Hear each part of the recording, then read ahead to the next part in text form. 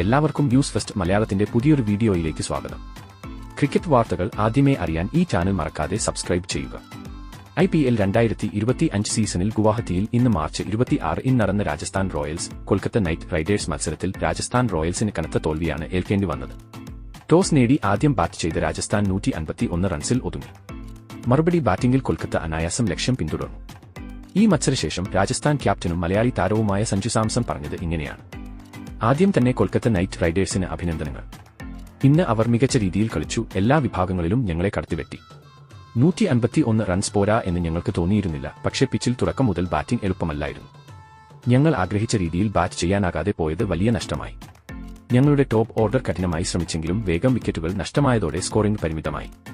അവസാന ഓവറുകളിൽ ശക്തമായ ഫിനിഷ് നൽകാൻ കഴിയാതെ പോയതും മത്സരത്തിലെ നിർണായക ഘട്ടമായി.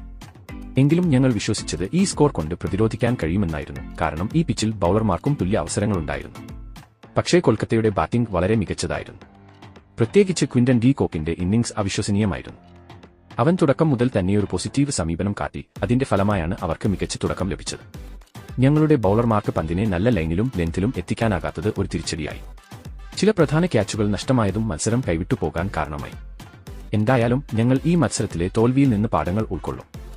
ഓരോ കളിയും ടീമിനെ കൂടുതൽ മെച്ചപ്പെടുത്താനാണ് സഹായകരമാകുക.